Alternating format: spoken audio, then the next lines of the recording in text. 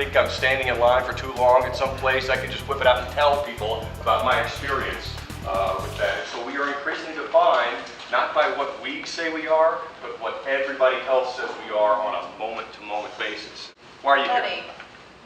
Money? You came here to get money? Take a more indirect approach to that. But I appreciate that. Who else? Who's got Kevin? Where to put our efforts? Where to put your efforts? Good question, okay. Meaning like network to network?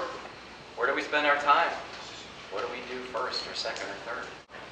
Gene? Where I can spend the maximum time in networking and helping others as well. Okay. So, who's familiar with the concept of a sales funnel? All right, I've talked about this before, right? So if you envision a funnel, okay, a marketing and sales funnel. What's that, John? Oh, it's all the people going into the funnel. Yeah, so there's all this stuff that happens out here outside the funnel.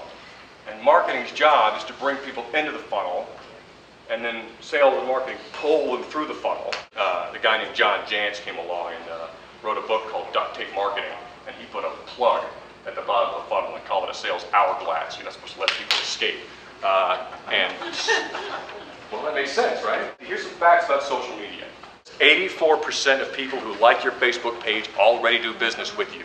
Unlike a TV commercial, which just plays and I have the choice to mute the TV or get up and run. If I'm going to sit there passively, the thing's going to play and I'm going to have what we call an impression. Driving down the street, those billboards, that's not opt-in.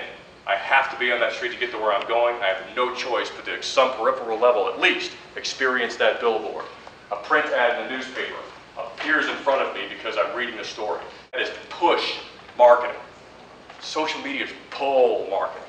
I choose with whom I connect.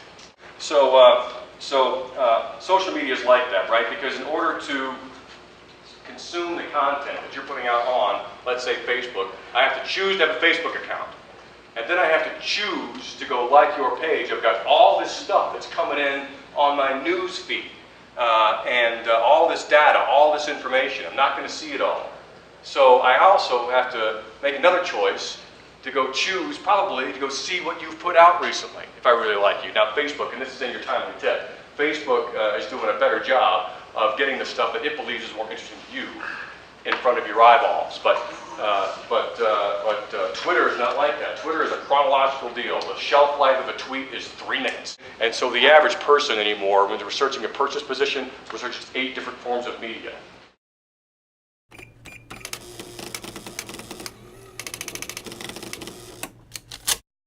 You can see which of the content that you're actually putting out is getting the most engagement.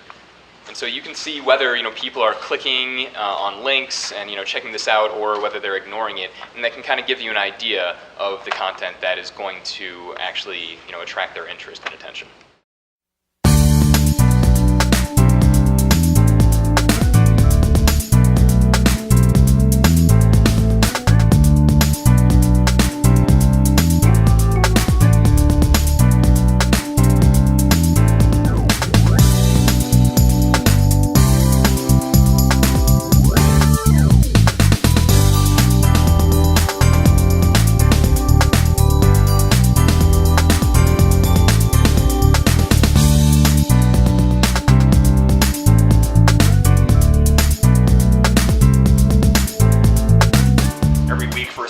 Guy, like you got to do everything in your business. Now you got to do the analytics piece. What's the percentage of time you might spend on that?